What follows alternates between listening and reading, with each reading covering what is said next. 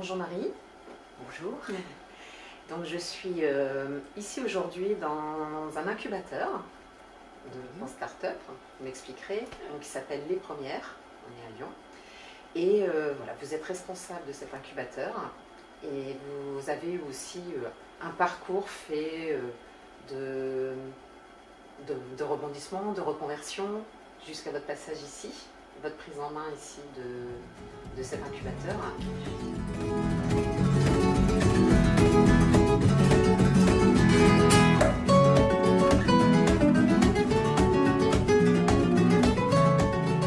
La direction, oui, de cet incubateur. Voilà, donc je voulais vous m'expliquer un petit peu ce que vous aviez fait avant, jusqu'à votre arrivée ici à la direction. Et puis après, j'aimerais bien que vous me donniez 3 pépites pour aider soit les jeunes de votre incubateur, soit Jeunes et moins jeunes. Jeunes et moins jeunes. Voilà, ça vous allez expliquer ce que c'est que Les Premières. Et voilà. Et après, pour toute personne qui aurait aussi envie d'avancer dans sa vie, voilà, 3 conseils pour les aider à avancer sur leur chemin de vie, tout simplement. Avec plaisir. Donc je suis Marie Trouet, je dirige l'incubateur Les Premières Auvergne-Rhône-Alpes, puisque nous faisons partie d'un ensemble d'incubateurs qui ont la particularité d'aider les femmes et les équipes mixtes, mais à partir du moment où une femme a une place prépondérante donc, dans la start-up, à créer une société, une start-up innovante et puis avec de l'ambition. Donc cet incubateur a été créé en 2011. Moi j'en ai pris la direction en 2013 après un parcours qui était, je dirais pas atypique, mais j'allais dire qui ne me prédisposait pas peut-être à ce moment-là à diriger un incubateur. Donc pour la petite histoire, je suis une scientifique contrariée, ça arrive à beaucoup. Et qui a fait des études de droit, puisque j'ai un master donc, en droit public. Et je dirais, quand on me parlait de reconversion, je crois qu'à tout moment de sa vie, il faut savoir saisir les opportunités. La vie n'est pas linéaire. On reçoit souvent des étudiants, des lycéens ici, et on essaie de leur expliquer que, j'allais dire, c'est très difficile quand on a 16 ans, quand on a 18 ans, de déterminer sa vie. Sa vie, elle n'est jamais linéaire, et les études que l'on fait à un moment donné ne prédisposent pas peut-être au métier que l'on va faire demain ou dans les 10 ans qui viennent. C'est plus aussi figé qu'avant en plus. Non, je pense que c'est plus aussi figé, et je pense qu'il faut en avoir conscience parce que ça libère. L'idée, c'est plutôt d'acquérir des compétences successives, et puis de savoir saisir les opportunités. Moi, une des opportunités qui m'a été donnée, c'est de rencontrer quelqu'un d'assez extraordinaire qui avait un cabinet de marketing, un cabinet de consultants en marketing opérationnel, et qui à cette époque-là m'a dit: écoute Marie, je pense que ta vocation n'est peut-être pas forcément de rester dans le droit, je te forme en marketing et tu me lances 2 secteurs. Ça a été la Savoie et la Haute-Savoie à l'époque, puisque j'habitais à Annecy. Et j'ai été consultante en marketing opérationnel, donc j'ai enchaîné des missions de recrutement, de formation, d'accompagnement d'équipes commerciales, tout ça pour des TPE, PME pendant un certain nombre d'années. Okay. Donc c'est entre le droit et le marketing, c'est vrai que c'est un sacré virage. C'était déjà un gros virage, un grand delta à passer. J'ai eu de très bons formateurs, et puis il y a l'expérience, et puis il faut oser. Je crois qu'il y a un moment donné, moi j'ai des souvenirs de mon premier recrutement, j'avais 24 ans, ce n'est pas simple de recruter quelqu'un à 24 ans, on fait des erreurs, on apprend beaucoup de choses, mais travailler l'humain est toujours quelque chose de très très très intéressant. Et je pense que c'est certainement le fil conducteur que je n'avais pas compris auparavant, c'est qu'entre la partie scientifique, la partie droit, c'était vraiment la partie humaine qui m'intéressait, mais je ne savais pas encore comment la travailler. Donc pendant plus de 25 ans de carrière, après des TPE, TPME, j'ai travaillé pour des très gros groupes, France entière. Et puis à un moment donné, au bout de 25 ans, après avoir élevé, j'ai fait une petite transition aussi, je me suis permis une petite transition pour élever mes enfants. J'ai fait le choix de dire maintenant qu'est-ce que je veux faire de ma vie. Et ça sera peut-être dans un des conseils que je vous donnerai tout à l'heure. Il est vrai qu'à un moment donné, on aime ce que l'on fait, on n'est des fois pas totalement satisfait. Il faut accepter à un moment donné de se poser et de se dire qu'est-ce que je vais faire plus tard. Et là aussi, toujours de saisir des opportunités. J'ai eu la chance de rencontrer une équipe extraordinaire qui avait lancé cet incubateur en 2010. C'est Claire Sadi, donc Claire Sadi qui en a été la présidente et qui est maintenant à la fédération, donc, mais qui fait toujours partie de notre conseil d'administration. Ça a été Claude Mondière qui dirigeait l'accompagnement ici, ça a été Marie Tessigo qui avait la partie financière. Et donc j'ai postulé pour devenir donc, directrice, on appelle ça déléguée générale parce que nous sommes une association donc, de cet incubateur. Ok. Je n'avais pas toutes les compétences, certainement à l'époque, et ça fera partie d'un des deuxièmes conseils, mais j'avais déjà beaucoup travaillé pour des startups dans la partie marketing, accompagnement donc, dans cette dynamique commerciale, comment trouver son marché quand on est une startup, quand on a un projet innovant. Et donc voilà, l'aventure a commencé en 2013. 2013, 2019. Donc, 2019, voilà. Et nous avions à l'époque 10 créatrices que nous accompagnions. Une équipe qui a grossi depuis, puisqu'il y avait à peu près 4-5 accompagnants. Actuellement, nous accompagnons plus de 68 startups. 68. Avec une équipe de... Parce qu'un incubateur, c'est vraiment une équipe, une dynamique, avec un beau conseil d'administration que dirigent actuellement Nathalie Pradine et Claude Singer. Et puis une équipe d'accompagnants, une équipe dynamique, j'allais dire, qui accompagne toutes ces startups. Et ces équipes mixtes, puisque si notre vocation, c'est vraiment qu'il y ait plus de femmes qui créent des entreprises, c'est vraiment un enjeu économique, je pense qu'il faut en être conscient, mais en même temps, j'allais dire, les équipes mixtes sont bienvenues. Ça fait bouger aussi les choses.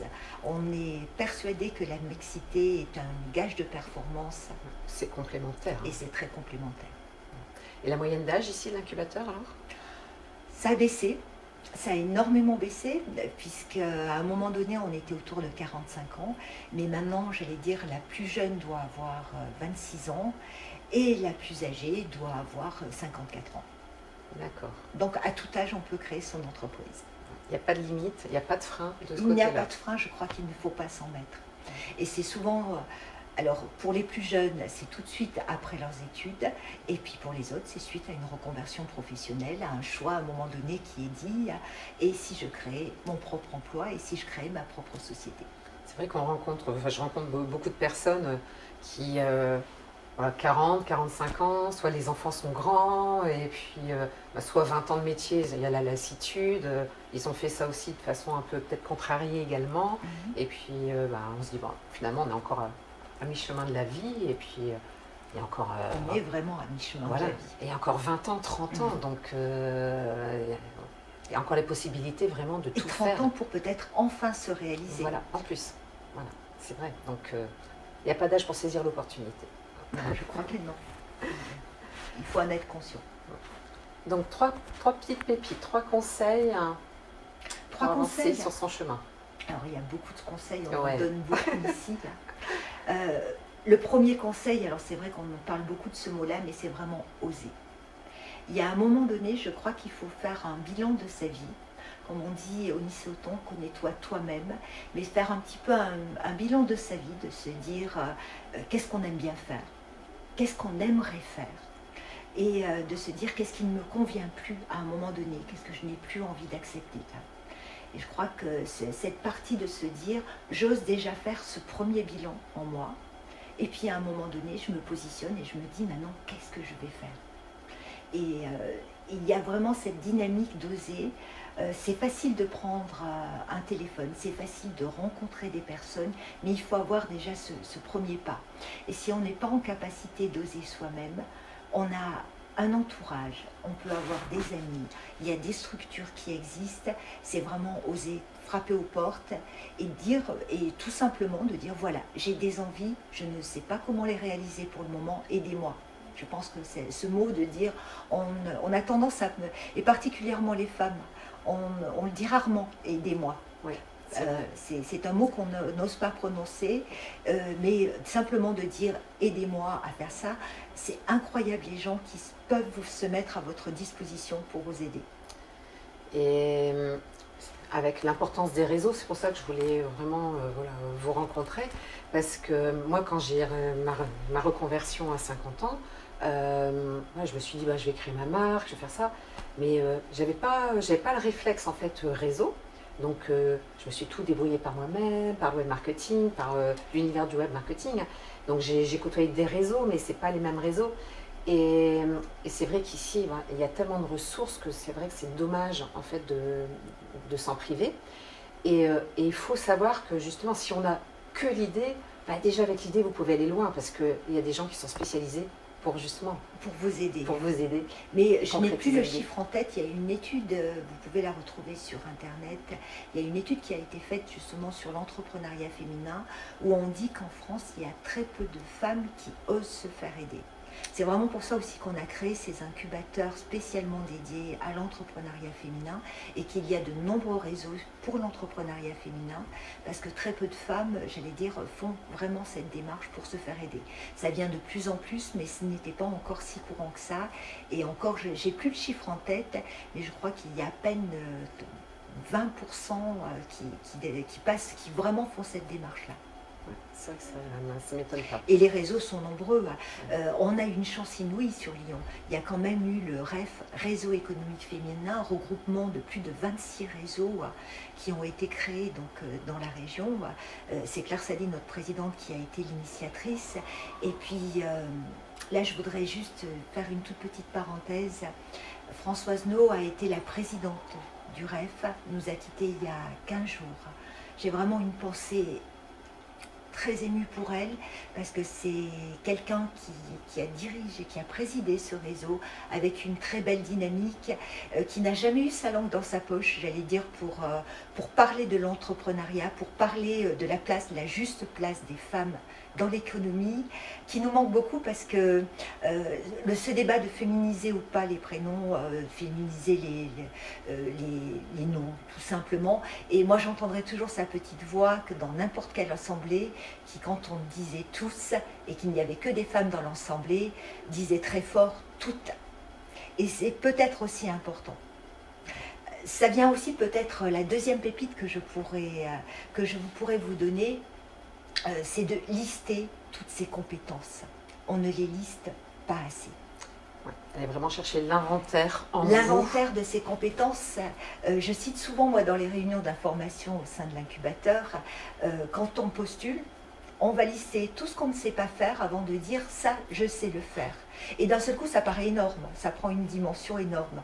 Il y a un chiffre qui est très clair, par exemple, un homme à 45% des compétences va dire c'est fait pour moi.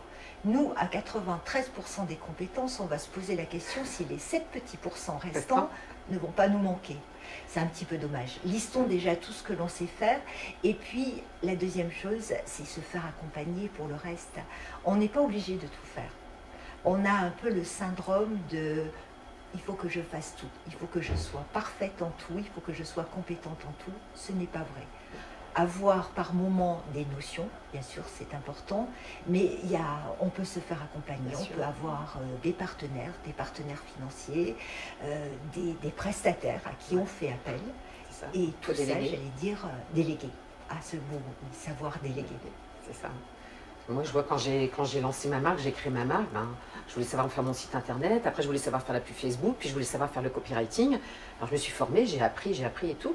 Donc c'est super. Mais après on se dit, mais en fait, pourquoi aller dépenser beaucoup d'énergie sur toutes les compétences et en fait se recentrer peut-être sur son cœur de métier et aller déléguer certaines choses parce qu'on ne peut pas tout savoir, on ne peut pas tout maîtriser.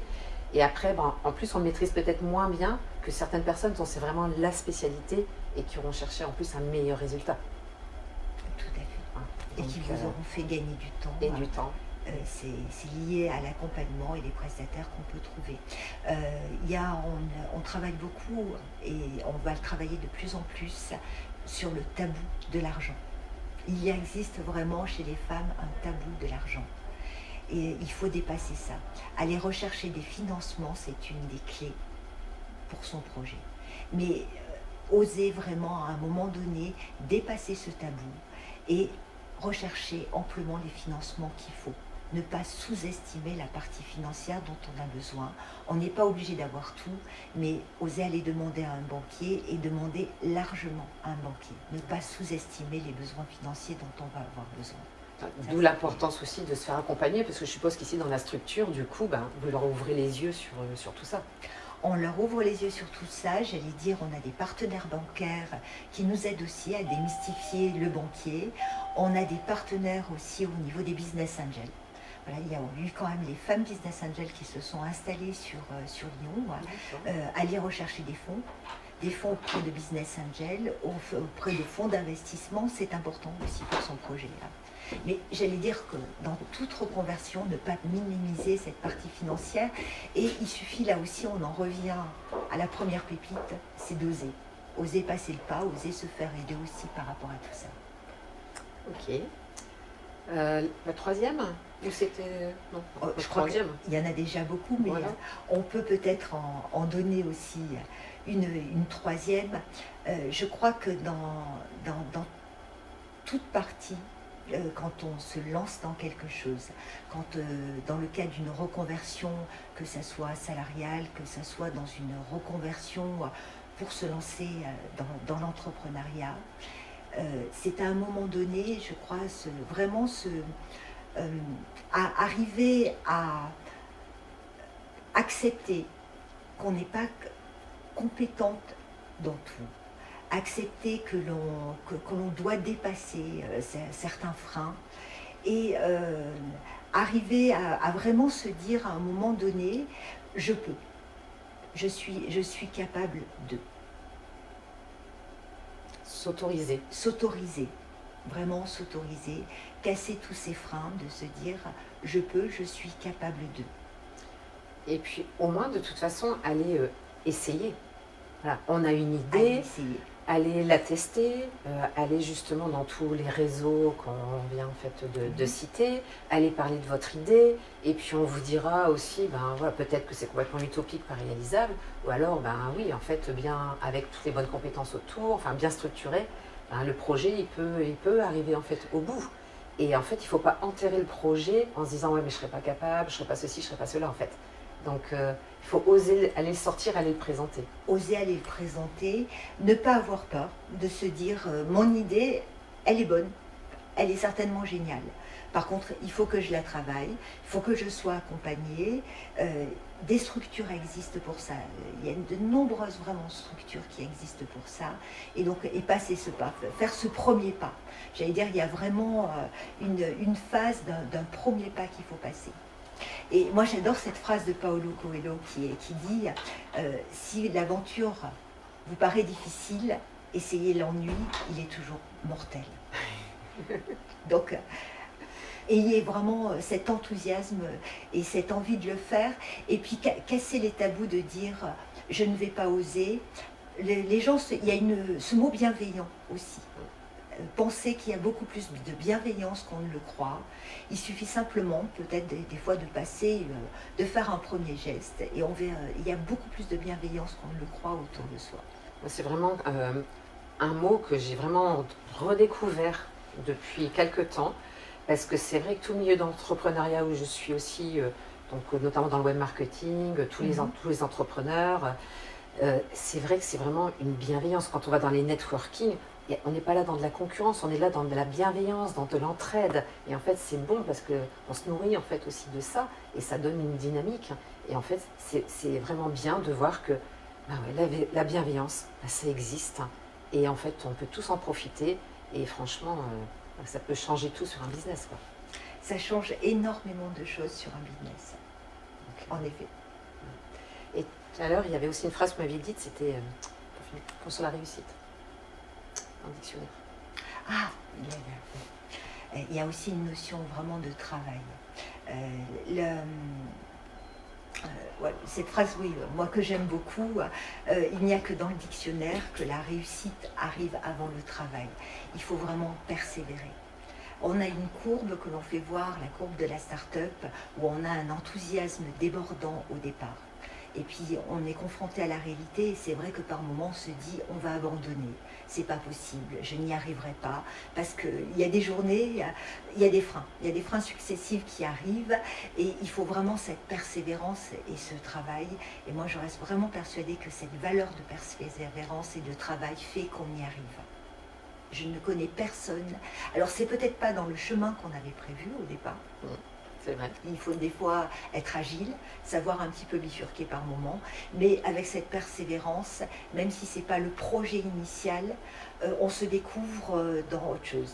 Nous, il y a des personnes qui ont commencé ici un projet entrepreneurial, qui ont développé leur projet et qui à un moment donné sont repartis dans le salariat, mais un gros groupe les a approchés pour pouvoir mettre en application ce qu'elles avaient créé et pouvoir le mettre en application donc, dans le sein d'un gros groupe, d'une autre société. Et ça, j'allais dire, c'est aussi une réussite pour elles. Mais ça a été vraiment au bout de persévérance, d'ouvrir des portes. On en revient toujours à cette partie osée et on y arrive. Ce sont vraiment les surprises de la vie. Vous avez une idée et en fait, on ne sait absolument pas où ça va atterrir. La vie n'est pas ni linéaire. Voilà, c'est ça. Mais être agile, savoir vraiment à chaque fois trouver le bon interlocuteur et puis être attentif. Moi, je dis qu'il n'y a aucun hasard dans la vie. Il y a des choses qui sont mises sur votre chemin par moment.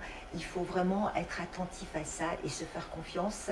Et puis par moment de se dire, voilà, telle ou telle chose, c'est ce qui me permet d'aider, d'avancer dans mon projet. Et puis, moi, je trouve que le mot reconversion, c'est vraiment génial. Alors, on pourrait en trouver encore d'autres mots, mais on a une vie qui est faite de choses successives. Et je pense que c'est vraiment une formidable opportunité. Et, vraiment ce mot reconversion. Alors c'est conversion, je ne sais pas, mais en tous les cas, c'est la conversion de toutes les compétences, de toute l'énergie qu'on a en soi au service d'autre chose. Et puis premièrement, au service aussi de soi-même, parce que se faire plaisir est quand même une donnée aussi essentielle. Et moi j'entends beaucoup ici, c'est difficile, c'est dur, c'est pas toujours simple, mais je me fais plaisir dans ce que je fais. Je l'ai choisi. C'est ça. Et c'est vraiment, moi ce que je veux, c'est vraiment remettre le être justement au sein de la personne, quitte à se reconvertir, ben, autant se faire plaisir avant. Les DRH parlent beaucoup actuellement, il y a le savoir-faire, il y a toutes ces compétences, mais le savoir-être est pratiquement une des compétences, j'allais dire, qui est le plus appréciée et en tous les cas qu'on remet beaucoup plus en valeur et qui est vraiment recherchée. Ok. Eh bien, merci Marie pour toutes ces superbes pépites. Merci pour cette conversation. Plaisir, à bientôt. À très bientôt. Merci à vous.